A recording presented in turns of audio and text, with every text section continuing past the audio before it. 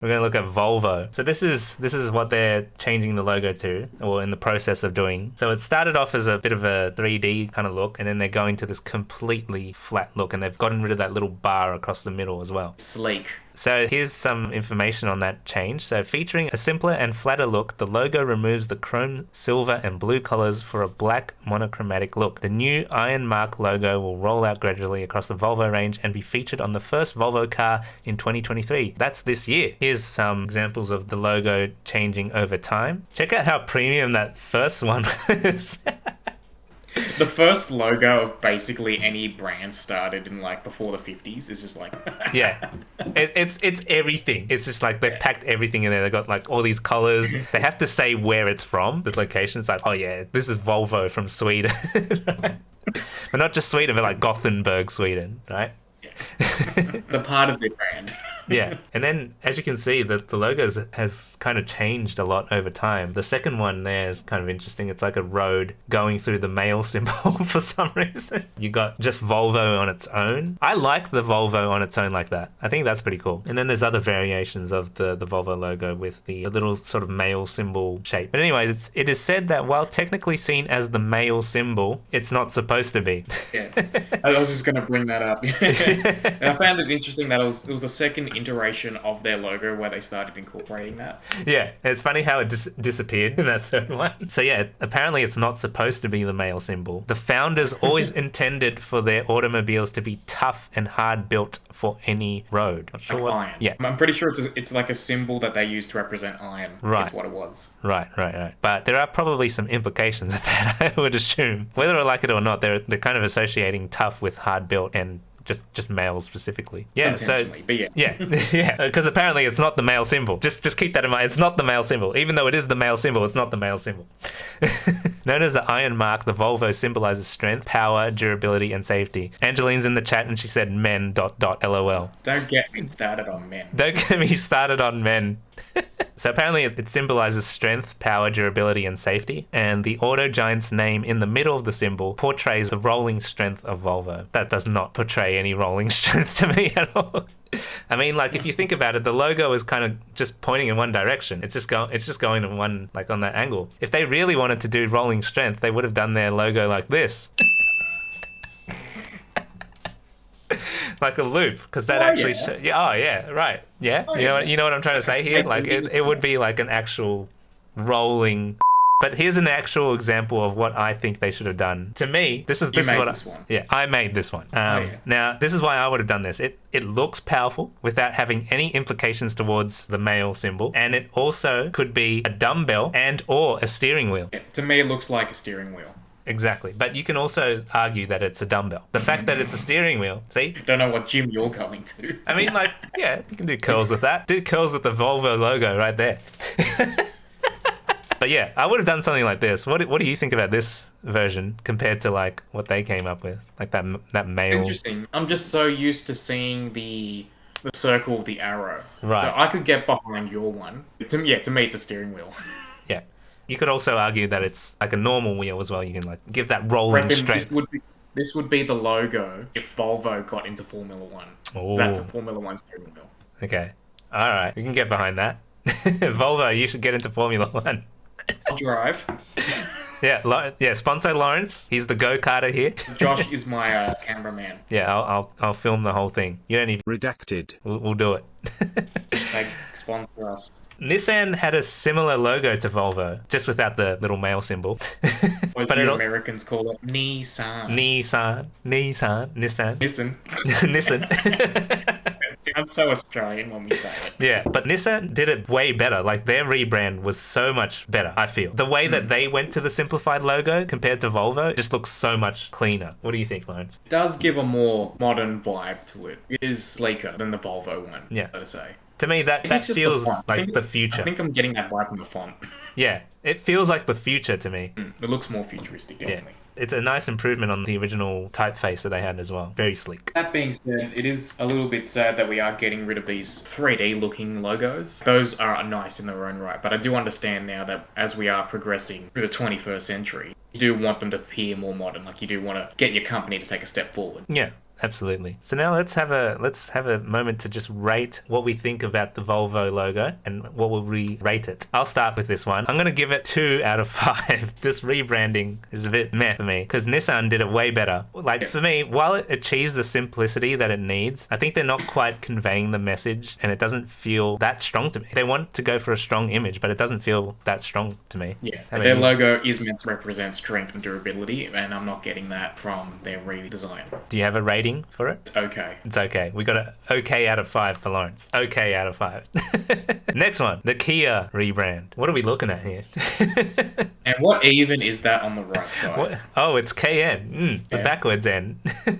It does look very futuristic. Like, I get it's also meant to be Kia, but it does not read that way. Sorry, but like, did you guys proofread it? Yeah, no, there was no proofreading here. I can see this being read in so many different ways. Like, I see it ITIA, KVI, VTIN. Like, you can just read it in so many different ways. The first logo, the original logo, Kia, man, that's it. Bang, Kia. What is this? What is this? I understand what they're trying to do. Yeah.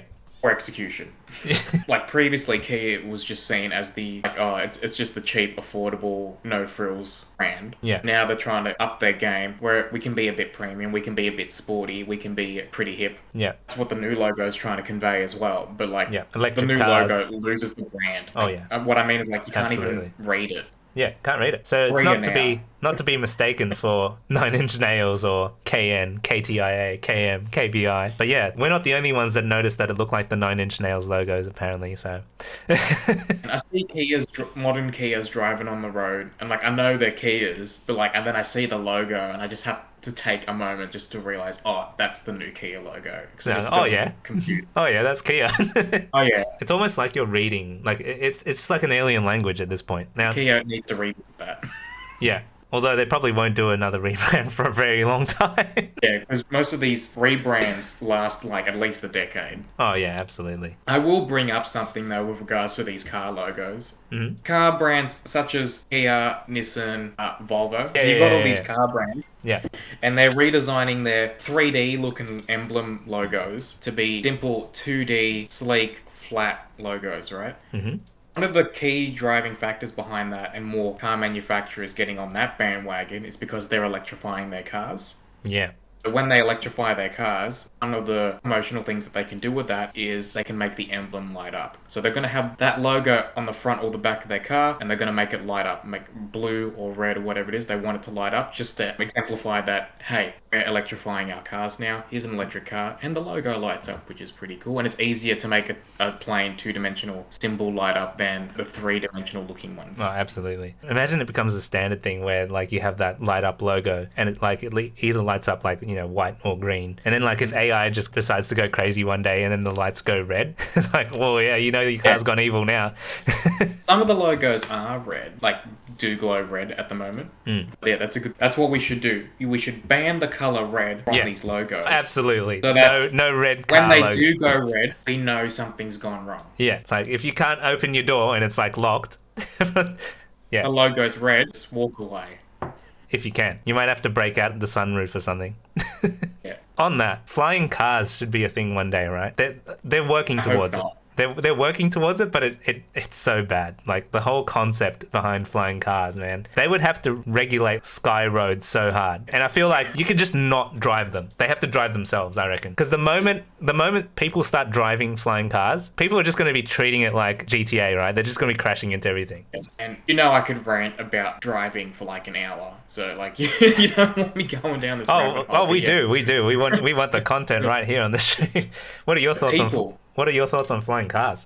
Before I get on flying cars, I just want to say the most optimal road system, theoretically, would be a road system where every car on the road is automated. Because if every car is automated, every decision would be programmed, all the cars would be following every rule, it'd be super efficient. Yep. Efficiencies in road systems are brought down by people not following the rules. People going too fast or driving too slowly or not leaving enough space in front or behind them. braking too suddenly, accelerating too slowly. That's what brings down the road system. So you got people not following the rules, but there's heaps of crashes all the time, and all those crashes are human error. So you do not want all those people flying. Absolutely. Like when they start rolling out the whole flying car thing, I think it should just be like an automated service, kind of like Uber or something, where it will just take you to a destination in the most safest way possible. Yeah. Like you got like a couple automated flying taxis, and there's just not too many of them, and they're navigating around each other. Yeah. Ooh, but you don't want like Back to the Future style sky highways. Oh yeah, no. Star Wars kind of flying around. The last thing society needs is a third dimension in driving. Yeah. Let's just stick to the ground. Navigate the two dimensions that they have. What's that other mad movie? Fifth Element. Haven't seen that one. I don't think I have. And it's a banger movie, but it's also got like sky highways and like flying cars. Most likely we might have a cyberpunk future, according to Mick G. I feel like society will want to get to that point. Whether or not we get there in the next few years, I'm not too sure about that. I think we're going to be augmenting the human body before we get all these like flying cars and everything like that. Augmentation. Don't get me started. Augmentation. Yeah.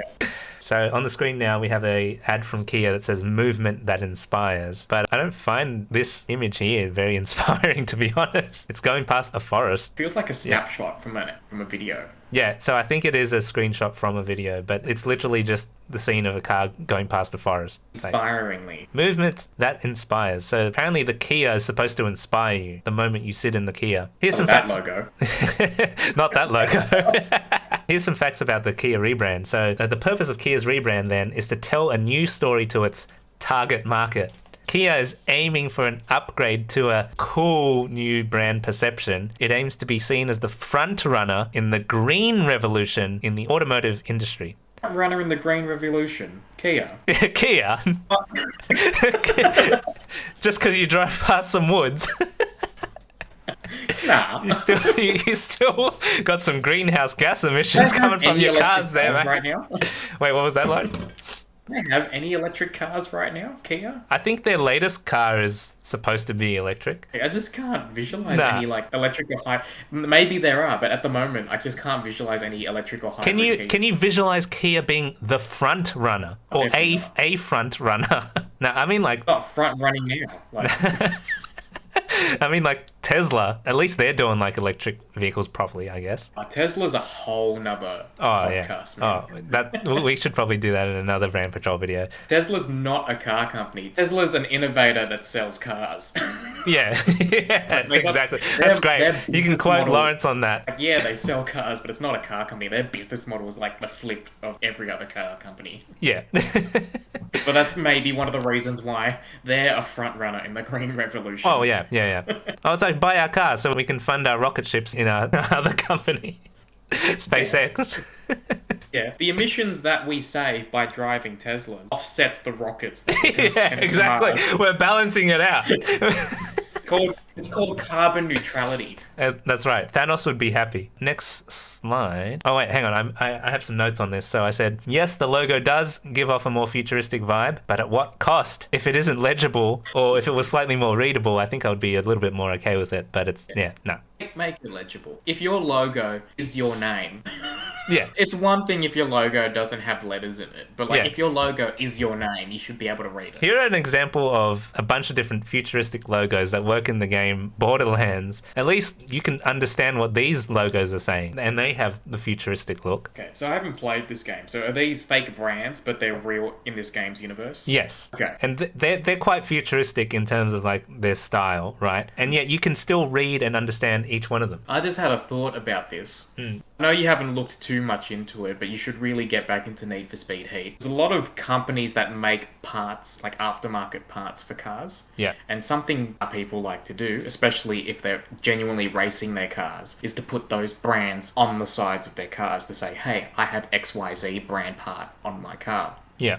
And they have like a lot of those logos have two variants. So they have like the actual version of their logo, and they also have like a monochromatic version of their logos for this purpose. And it works really well. Yeah, it's good to see companies that do that. They'll have the black and white logo. That's their primary logo. And then they can have like a variation logo, kind of like what the Porsche logo was with the emblem 3D premium look to it. As long as each company has a clear black and white logo that they can use across things like digital and say you were doing like embroidery on a uniform. As long as you can communicate what your company is, you're good. But Kia, that's not a Kia. They need to be the front runner back to the drawing board.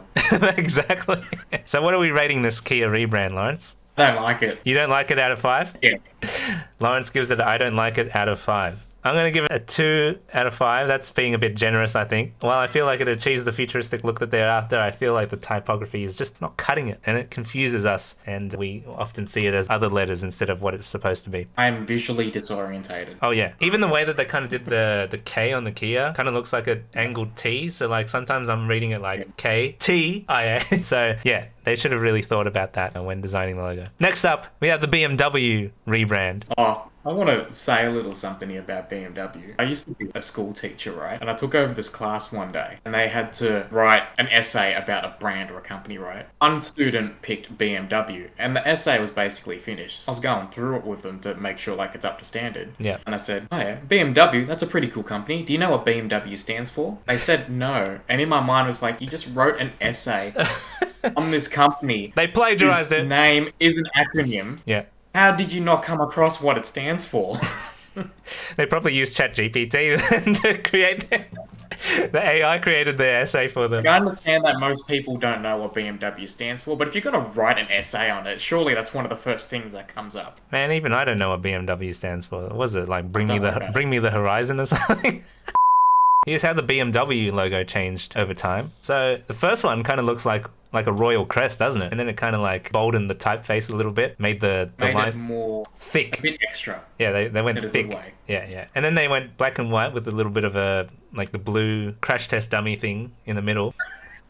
And then it kind of like simplified a bit, but then they went 3D in 1997, and then now they've just they've gone flat 2020. But they've kept that little circle shape in the middle. Now, I imagine that current iteration is going to look really good on the front of the car when it lights up. Oh yeah. In red. Yeah. Here's something that's been said about the new rebrand of the BMW logo. This transparent ring is meant to radiate openness and clarity. It's still a closed-off circle. I don't know how they're getting openness and clarity from that. Explain. Because BMW drivers don't indicate, so that's the openness. Okay, they don't indicate, right. So Jen Steimer, the company's Senior Vice President of Customer and Brand, said, our new brand design is geared to the challenges and opportunities of digitizations for brands. But if that was the case, then why would their logo look like this in black and white? You see, you've lost now the detail of that little crash test dummy symbol in the middle because you've completely changed. It's not what it is, but okay.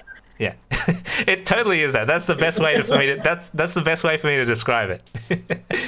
But either way, you turn it to black and white, this is what you get. You can't actually see what that symbol is unless they were to change two of the symbols to be cutouts of that shape. But it still wouldn't be the same because you'd be getting rid of two corners from the circle, essentially. A brand that did it similar is Volkswagen. So Volkswagen did the whole simplifying their logo, but it makes a lot more sense. It's definitely copying, well not copying, but like trying to follow the trend of what the other car manufacturers are doing, but I don't know how I feel about this one.